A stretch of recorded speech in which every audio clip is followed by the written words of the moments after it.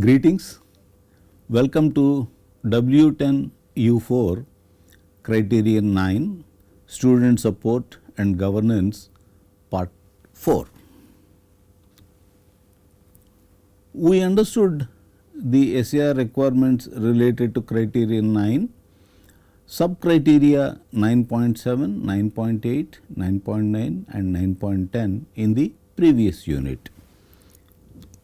In this unit, we will continue with Criterion 9, Student Support and Governance. We will look at the remaining sub-criteria of Criterion 9, that is 9.11, 9.12, 9.13 and 9.14. With that, Criterion 9, Student Support and Governance would be completed.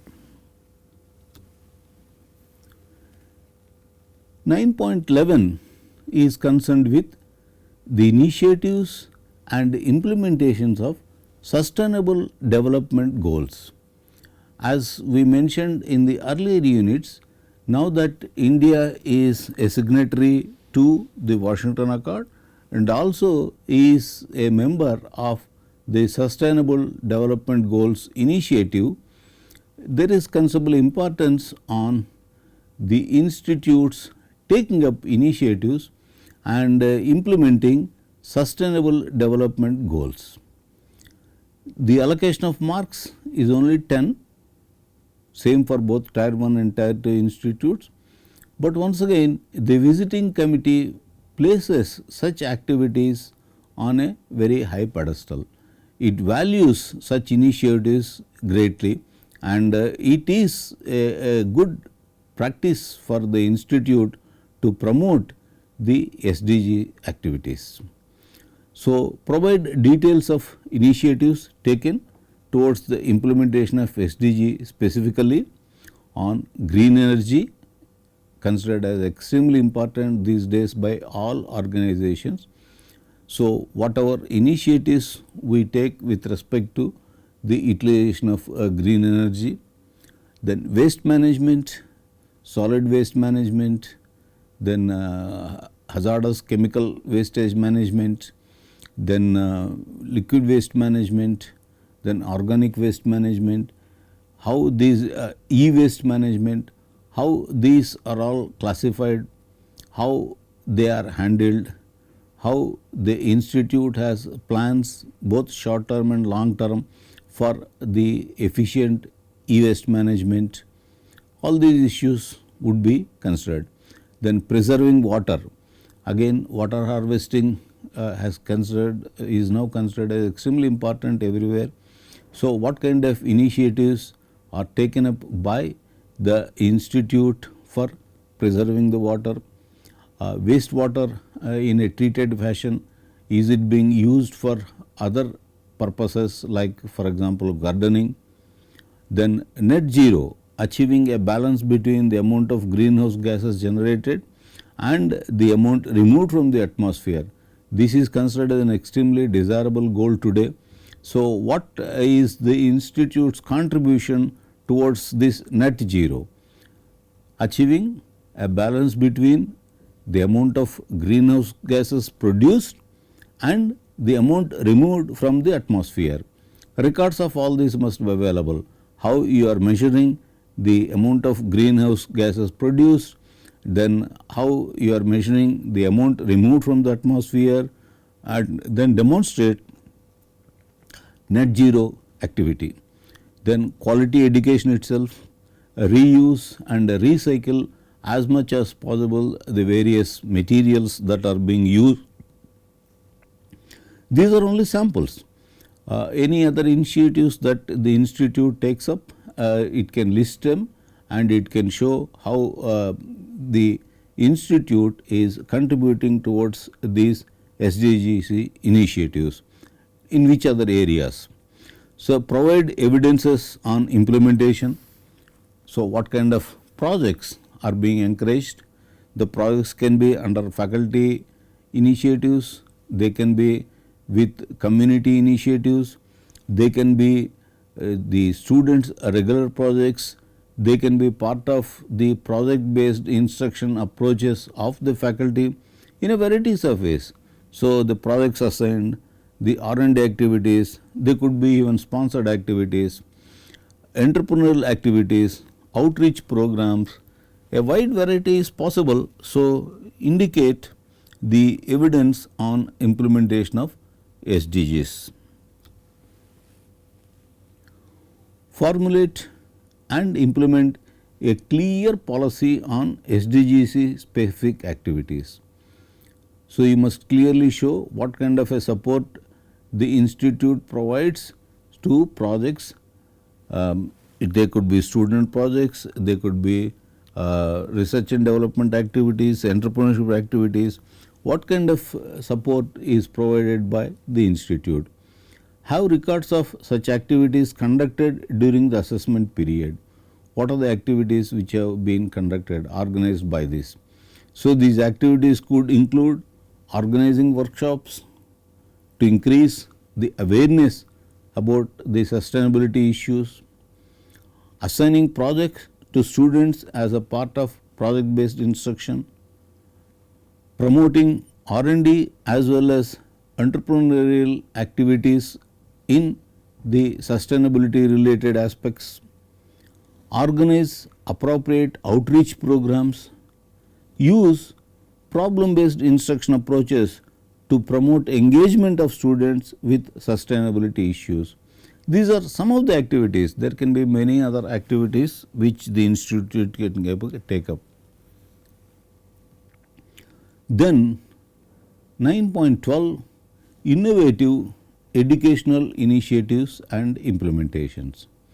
This is only 5 marks, only one sub criterion, same for both tier 1 and tier 2 institutes, but it covers enormous number of issues, and it has an impact on how the visiting committee will look at the initiatives of the institute to promote quality education. So, provide details of initiatives taken towards mobility of the students. As we all know, NEP 2020 places great emphasis on mobility of the students. So, what kind of a support the institute provides regarding the mobility of the students? This would include academic bank of credits, easy mechanisms for mobility of the students, the processes made simpler, all these things. So, implementation of academic bank of credits, simplified process for mobility, all these need to be taken into account. So, provide details of the initiatives taken towards this mobility of students, implementation of academic bank of credits. Then support for holistic education including human values, multidisciplinary, interdisciplinary curriculum programs. Notice that many of these initiatives are those which are advocated by NEP 2020, which is a very landmark policy in the current millennium, NEP 2020, and many of these issues have been elaborated in NEP 2020. So, the NBA expects the institute to take the initiatives based on its deep study of NEP 2020 and implementation, development and implementation of appropriate policies in support of NEP 2020. So, another important aspect of that, as noted in the NEP 2020, is support for holistic education including human values. There are supports available for such programs at the national level, AICTE, UGC, all these have support resource material available for courses on human values. So, the institute must take appropriate use of these resources available and ensure that they are included in the curriculum. Multidisciplinary, interdisciplinary curriculum and programs, the institute must help the departments break the silos, break the barriers, ensure that they interact together, and multidisciplinary, interdisciplinary curricula are encouraged. Then Indian knowledge systems, again this is now being considered as an extremely important aspect of promoting the Indian culture. So, Indian knowledge systems, and there can be one course, two courses, more courses. So, there are again resources available at the national level for the institutes interested in implementing Indian knowledge systems. They are also available on the self-learning platforms like Swayam and NPTEL. So, institutes can take advantage of these resources which are available at multiple places to introduce Indian knowledge systems appropriately. Of course, based on its own resource constraints and availability of the other support mechanisms, it can see what is the extent to which it can implement the Indian knowledge systems, whether it can be only in astronomy, or whether it can be only in mathematics, or whether it can be only in medical systems, depending on the resources available. But the institute must make consistent efforts to develop the initiatives and implement the educational reforms in all these areas. So, it is very important that the institute forms some suitable committees which will be entrusted with the responsibilities for creating such initiatives. So, mobility of the students, academic bank of credits, holistic education, multidisciplinary, interdisciplinary curriculum and programs, Indian knowledge systems, then contribution towards and implementation of teaching in Indian languages. Once again, there are issues with respect to making the resources available, but there are many resources now being made available regarding the technical subjects in Indian languages. So, to the extent that the institutes can make use of these resources, they can create mechanisms for providing teaching in Indian languages partially to the extent possible. So, contribution towards and implementation of teaching in Indian languages. Provide details of the initiatives taken regarding all those, and policies on inclusivity and equity and their implementation. This has been there as a part of the Indian education policy for many years. So, the inclusivity and equity, it must be really made available, accessible to all the students. Support for economically, socially and physically challenged students. What kind of initiatives are being taken for economically, socially and physically challenged students. In particular, the physical access issue has now become extremely important. So, it is a part of the architecture discipline also. We must ensure that the institute is physically designed to support the students who are having issues with physical access. Then action plan and its implementation for slow learners. We have discussed this earlier in mentoring system also. So, specifically here once again the emphasis is placed on the slow learners. That could be because of the language issues, that could be because of the communication issues, that could be because of the inadequate prerequisite knowledge in some of the required subjects like mathematics, but the institutes must take appropriate initiatives to launch action plans and implement them for slow learners particularly. So, all these things need to be taken into account as initiatives for innovative education and implementation. Then sub-criterion 9.12 and NEP 2020 as already mentioned, this sub-criteria mostly draws from the reforms proposed in NEP 2020. Can be implemented, this is very important. NEP 2020 also says that they can be implemented as initiatives of a cluster of institutes. Sometimes it may be difficult to implement some of these initiatives for a single institute. For example, it may be difficult for a single institute to offer more than one course in Indian knowledge systems. Then it is permissible to have a cluster of institutes, and together they can offer a set of electives in Indian knowledge systems, and they all can be shared. They can be either online activities or they can be physical classes shared between different institutes. So, these initiatives can be implemented as initiatives of a cluster of institutes. However, of course, when the initiatives are implemented as the initiatives of a cluster of institutes, the visiting committee will appropriately evaluate the contribution of these institutions, the implementation in these institutions, the effectiveness of the implementation of these programs in this institution. But in principle, it is possible to implement these initiatives as the initiatives of a cluster of institutes. Then the evaluation guidelines are initiatives taken towards universal human values. Again, as I mentioned, there is a considerable number of resource supports which are available at the national level for courses on universal human values, Indian knowledge systems, multidisciplinary programs, flexible curriculum, then mobility of students, academic bank of credits, and support facilities for holistic education. All these are from NEP 2020.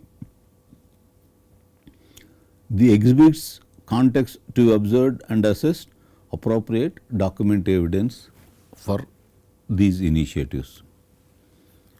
Then we have the Faculty Performance Appraisal and Development System, or FPADS. This is also considered as an extremely important initiative for the institutes to take up. There are 10 marks which are allocated, same for both Tier 1 and Tier 2 institutes. The faculty responsibilities have been increasing steadily over the years. Faculty members of higher education institutions today have to perform a wide variety of tasks pertaining to diverse roles. It is just no more instruction in the classroom that a faculty is responsible for. Yes, the faculty has to deliver the instruction, but beyond that, faculty members need to innovate and conduct research for their self-renewal.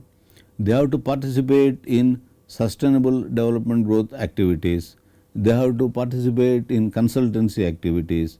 They have to participate in mentoring activities. So, there is a wide variety of activities in which the faculty have to participate, and in addition to this, they also have to participate in administrative responsibilities at the department level as well as institute level, and they need to keep abreast of changes in technology. So, they need to upgrade themselves from the technology perspective also. They are also expected to provide services to the industry and community, understand and contribute to solving real life problems in industry, develop expertise for the effective implementation of curricula. You can see the list is pretty long.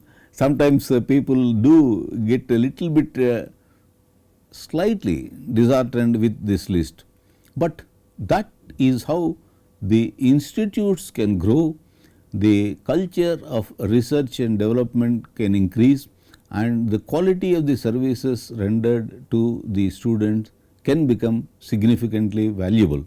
So, it is the responsibility of the faculty, though the list looks a little long, to ensure that they carry out these activities well. So, develop expertise for the effective implementation of curricula, shoulder administrative responsibilities and cooperate with other faculty, heads of the departments and head of the institute. Given that the faculty have to participate in all these activities in so many diverse roles, an effective performance appraisal system for faculty is vital. It is absolutely essential for the institute to develop a effective performance appraisal system for the faculty, and it must include appropriate development support. So, this is absolutely essential. effective performance appraisal system for faculty is vital for optimizing the contribution of individual faculty to the institutional performance. So, what are the evaluation guidelines?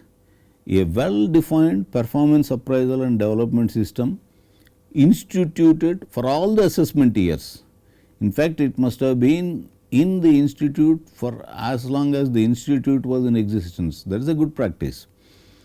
And for the assessment years, whether such an FPADS was in existence and operational, its implementation and effectiveness, there must be records available showing that the system has been working effectively and the implementation has really led to appropriate utilization of the faculty's resources. A well defined process document describing FPADS must exist. This is a minimum. IQAC can help in this regard. It must clearly indicate what are the parameters on which the faculty's performance is assessed and what are the mechanisms through which development support is provided for the faculty. Because notice that FPADS is just not only the faculty assessment, but it is also development. So, it is FPADS. Okay. So, IQAC can play a key role in formulating such a process document as well as implementing it. FPADS should include performance appraisal as well as development. This is extremely important. Many institutes look at only performance appraisal part and they look at this as only a way of evaluating the faculty's competence. But FPADS actually includes development. The institute must help the faculty bridge any gaps that they have in terms of their expertise's requirements. That could be in the area of communication, it could be in the area of technical subject matter, it could be in the area of upgrading their technical knowledge, it could be in the area of the new tools that are emerging. It does not matter, but faculty needs support from the development perspective also. So, FPAD should include performance appraisal as well as development support. So, the policy document should clearly indicate what are the mechanisms for performance appraisal and what are the processes through which development support is provided. The criteria for performance appraisal must be clear and objective to the extent possible. Of course, certain amount of subjectivity is inevitable because there could be peer evaluation, there could be evaluation by the heads and superiors. So, there could be subjectivity possibly existing, but to the extent possible the performance appraisal must be clear and objective. Records of performance appraisal must be maintained. Of course, here there is an issue of confidentiality that needs to be maintained. The confidentiality of the performance appraisal needs to be maintained, but at the same time the records must be available to ensure that the system is transparent and it is based on objective measurements. So, records of performance appraisal must be maintained and we can have policies regarding the confidentiality. Development system should provide for identifying areas of training required for each faculty member and organizing development programs in those areas. As I mentioned, the training could be in the areas of technology, new changes, developments in the technologies, in the emergence of new tools, particularly in the area of the emergence of AI. There are several tools and techniques which the faculty may not be familiar. So, the requirement may be there for training the faculty in the use of such tools, AI tools in assessment, AI tools in the evaluation. So, there could be requirement like that. There could be also requirement in other areas like communication skills. There could be requirements in the use of new tools in the laboratory. Basically, there must be a mechanism whereby a committee looks into the development needs of the faculty and then identifies the areas where the training is required. This could be both at individual level as well as at a group level. So, identify the areas of training required for each faculty member and then organizing development programs in those areas. These development programs could be organized in the institute, in the department, or if there are other places where the development programs are being offered, the faculty could be deputed for such programs. It all depends upon how the institute wishes to implement the development support for the faculty. But what is important is that it is taken care of. The development needs of the faculty are taken care of.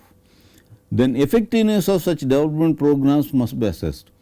If a faculty member is sent for a workshop on effective communication skills, having gone through that workshop, has the faculty improved her communication skills? Is there some demonstrable evidence to show that attending that workshop has been effective?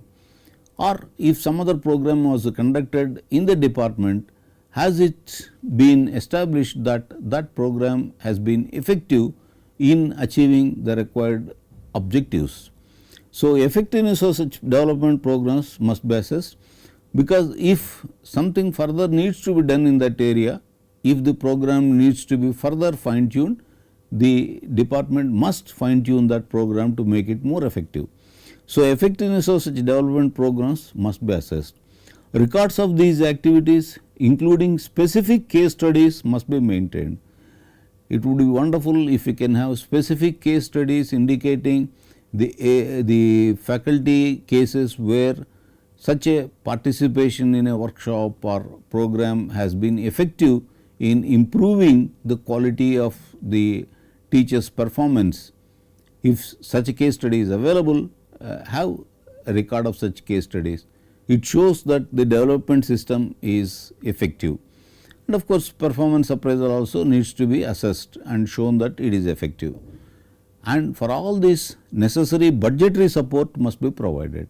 Having all these policy documents by itself would not be of much use if the budgetary support is poor. So, necessary budgetary support must be provided for all these activities. Then the final sub-criterion 19.4, outreach activities, allocation of marks 5, same for both tier 1 and tier 2 institutes. Guidelines provide details of outreach activities such as community service, Unnat Bharat Abhiyan, social internship, society connect activities undertaken by the students and their achievements. Today, it is considered as extremely important for educational institutions to engage in outreach activities. The students also must participate in these activities wholeheartedly and actively. So, provide details of the outreach activities that the institute is promoting. They could include, as we said, community service, Unnat Bharat Abhiyan, social internship, society connect areas. Have clear process documents, maintain detailed implementation records, including clear evidence that such activities did take place. They could include geotagged photos, feedback from participants, etc. Just as an example, Unnat Bharat Abhiyan is one such activity, a movement for progressive India, a flagship program of the Ministry of Education, Government of India. Unnat Bharat Abhiyan is inspired by the vision of transformational change in rural development processes by leveraging knowledge institutions to help build the architecture of an inclusive India, a very laudable objective of the Ministry of Education, Government of India, and there is considerable support from Government of India for the institutes willing to participate in Unnat Bharat Abhiyan activities. And the contributions can be in several different capacities. The institute can participate as a prospective mentoring institute for other institutes. It can be a mentoring institute. It can be a participating institute in the Unnat Bharat Abhiyan activities. It can be deputing its faculty as subject experts in specific areas, or it could be even as a part of NSS member, which is already existing program in most of the institutes. So, there is a wide scope for the institutes to become partners for Unnat Bharat Abhiyan activities based on the institute's own resource constraints and availability of the other activities and support for them. The institute can decide what activities it would like to undertake, what role it would like to play under Unnat Bharat Abhiyan. So, the evaluation guidelines are initiatives taken towards outreach activities, social internships 2 marks. The marks are only 5, but this is valued very highly by the visiting committee. Then B, society connect activities undertaken by the students with the achievements. Achievements must be properly documented. The photographs can be geotagged and there can be video clippings, there can be feedbacks, so recorded. All these things must be there. Appropriate documentary evidence must exist, that is 3 marks. So, total is 5 marks. Okay. So, with that we come to the end of criterion 9. We understood the criterion 9, and that is the last criterion under SAR. So, we have seen the 9 criteria totaling 1000 marks, under which the SAR has to be completed by the institute and submitted. And of course, when the visiting team comes and visits, the team would check the veracity of the data provided in the SAR, and of course, it will do its own inspection, physical inspection and all those things. So, that completes our discussion of SAR. In the next week, we will understand the process of accreditation itself.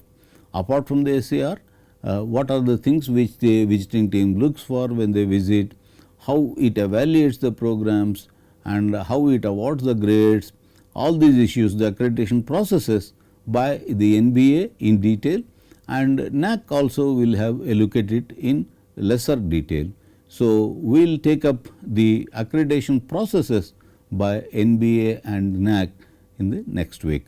So, thank you. We will meet again next week with the accreditation processes. Thank you.